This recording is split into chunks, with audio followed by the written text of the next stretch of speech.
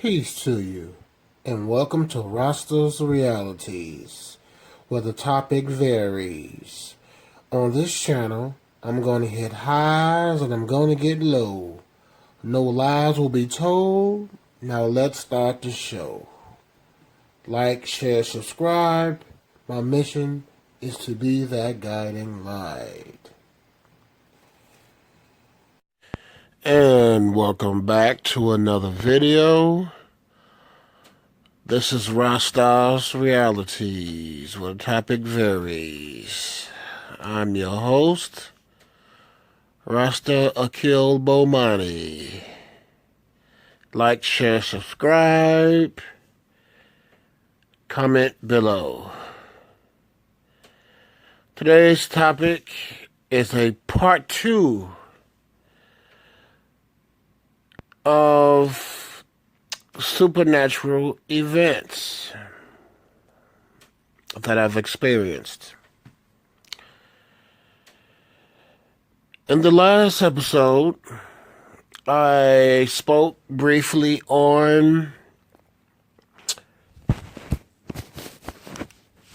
having a cremated body in my apartment and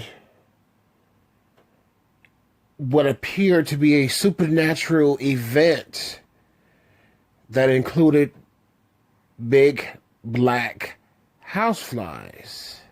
And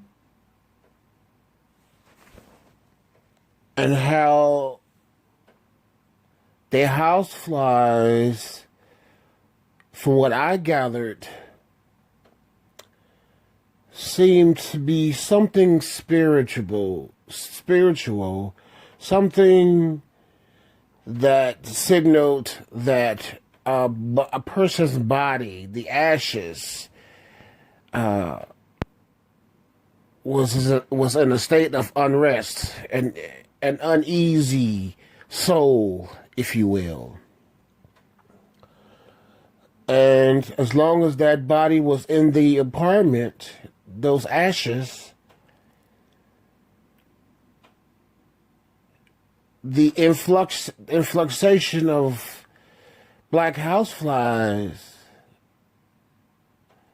that somewhat signals there's death around or there's a stench around, because flies do not show up unless there's something rotten or stinky. Rotten food to us humans smells like cooked steak and potatoes to a fly.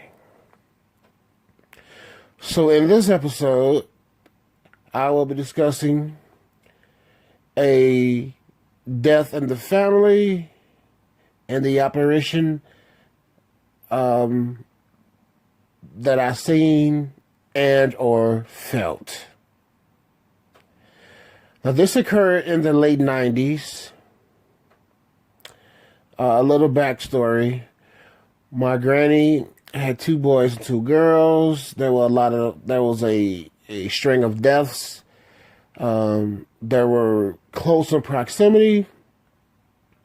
And one of the deaths that impacted the family the most would have been my grandmother's and my mother's, but my aunt's is the one who stood out. My aunt was an ex-alcoholic who turned into a social worker to serve those who used to suffer from her affliction of alcoholism. And my grandmother and my aunt were fill-ins for my mother, where my mother could not, she couldn't be proficient at. So my granny and my aunt kicked in, and my uncle occasionally. But my granny and my uncle and my aunt were the ones who really gave me a lot of values growing up, as we were the family that would have, dinners, every week or every 2 weeks, sort of like a Thanksgiving festivity, but on a regular basis. So I spent a lot of time with my granny and my aunt. And my aunt was the type of woman who didn't wear clothes from the store. Majority of her clothes were custom made. So when she got sick and passed, at the time I stayed with my grandmother on the east side of Chicago, lakefront. And so when my aunt died and she was put to rest, my granny collected all of her daughter's things, my aunt's things, and brought it to her apartment. And I can remember like it was yesterday. My granny was the type of woman who would listen to Moody Bible Institute, Sunday evenings, speaking with her sister on a regular basis, girl talk.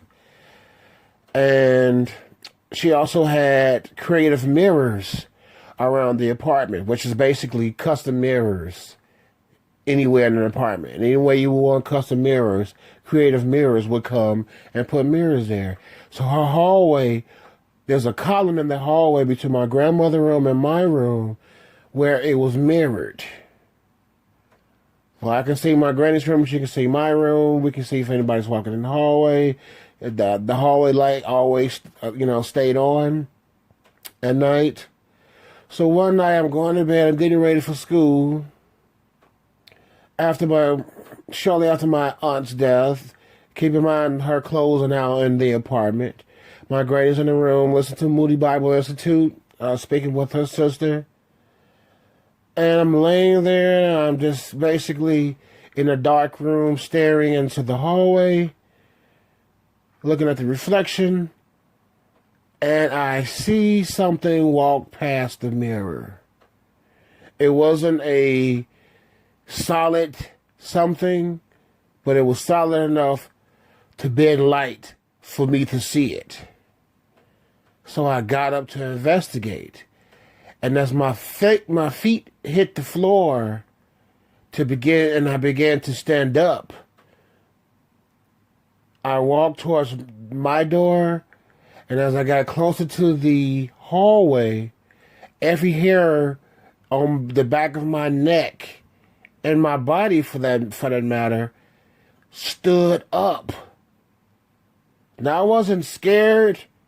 I was more intrigued than I was afraid, but there was a level of unknown fear there. So I ended up coming into the hallway, and the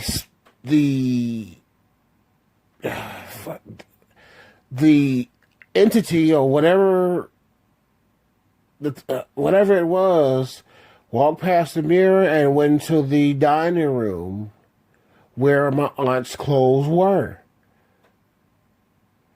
Now, as I reached the hallway, my hair is standing up on the back of my neck. I'm pretty sure my eyes were big as deer in the headlights. And as I round the corner and peek into the dining room where my aunt's clothes and things from her apartment was there, the spirit or whatever it was disappeared amongst those clothes hanging on the travel clothes rack of all my aunt's custom clothes. I did not investigate any further for obvious reasons. And the feeling of fright that I initially had, the hair standing up on the back of my neck, the hair standing up all over my body, had subsided. So I left it alone. All said,